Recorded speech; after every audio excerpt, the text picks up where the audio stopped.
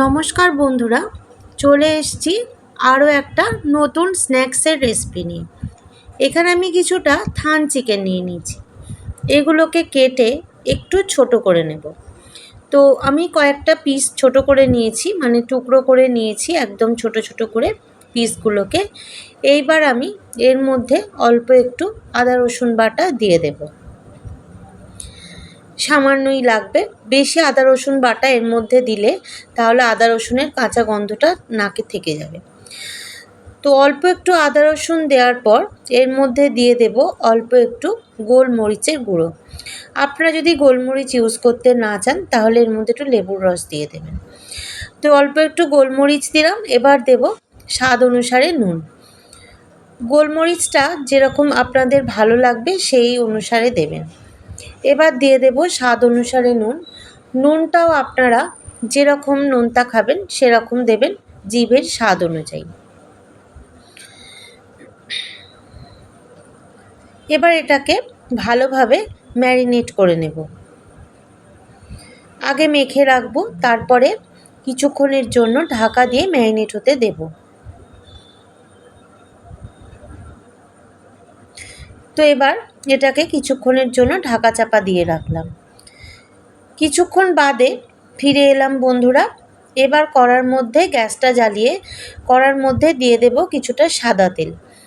অনেকটা দেব না, অল্প একটুই দেব, কারণ চিকেন থেকে যে জল বের হয় তাতেই করেই কিন্তু চিকেনটা সেদ্ধ হবে। অল্প একটুই সাদা তেল আমি দিয়ে দিলাম।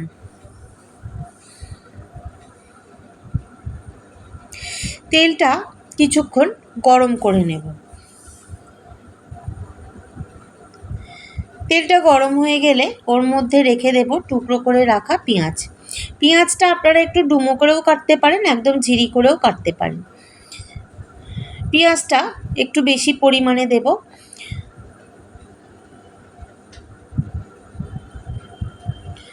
এইবার একটুখানি ভাজা ভাজা করে নেব চিকেনটাকে ভালো করে ভেজে নিয়ে একদম লাল করে ফেলবেন না, একটুখানি জাস্ট ভাজা হবে। এবার দিয়ে দেব ম্যারিনেট করা চিকেনটা। ভালো করে চিকেনটাকে নাড়াচাড়া করতে হবে পেঁয়াজের সাথে।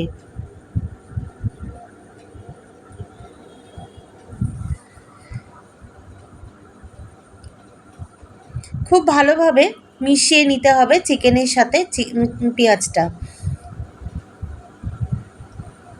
চিকেনে আর কোনো মশলা কিন্তু আমি দেব না। এবার ঢাকা চাপা দিয়ে কিছুক্ষণ রেখে দেবো।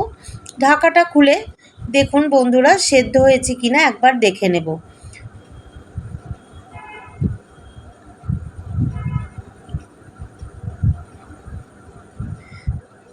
চিকেনটা অর্ধেকটা সেদ্ধ হয়ে গেছে। তো আমি আবার কিছুক্ষণের জন্য ঢাকা বন্ধ করে কড়াটা রেখে দেব।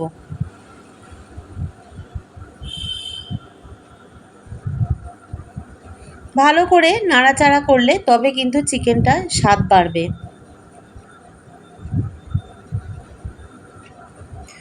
তো এইবার ভালোভাবেই কিন্তু সেদ্ধ হয়ে গেছে, তখনই কিন্তু অর্ধেকটা সেদ্ধ হয়ে গিয়েছিল।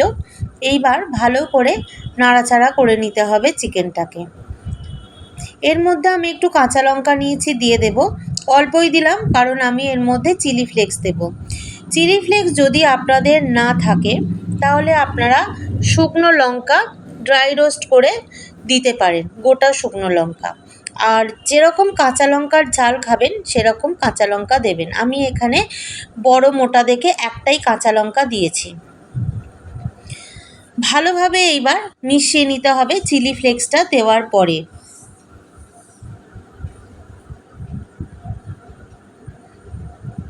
খুব ভালোভাবে মিশিয়ে নিতে হবে। এবার আমি এর মধ্যে দিয়ে দিলাম একটুখানি বাটার, যাতে করে স্বাদটা আরও বেড়ে যায়। বাটারটাকেও ভালোভাবে মিশিয়ে নিতে হবে চিকেন আর পেঁয়াজের সাথে।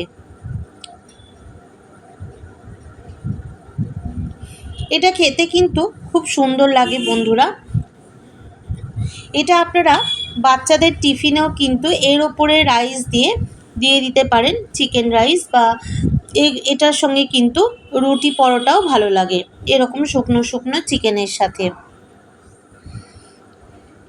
তো আমার চিকেন একদমই রেডি হয়ে গেছে, দেখা হচ্ছে সার্ভ করার পরে। তো বন্ধুরা, এই হলো আজকের আমার চিকেনের স্ন্যাক্সের রেসিপি। যদি ভালো লেগে থাকে তাহলে অবশ্যই একটা লাইক করবেন, কমেন্ট করবেন, শেয়ার করবেন, সাবস্ক্রাইব করবেন আমাদের চ্যানেল শতদ্রোজ কিচেন।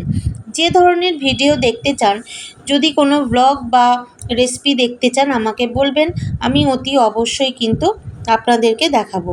আর বন্ধু বান্ধব আত্মীয় স্বজন সবার সাথেই কিন্তু প্রচুর পরিমাণে শেয়ার করে দেবেন। আজকের মতো এটুকু, দেখা হচ্ছে পরের ভিডিওয়ে। ভালো থাকবেন, সুস্থ থাকবেন, নমস্কার।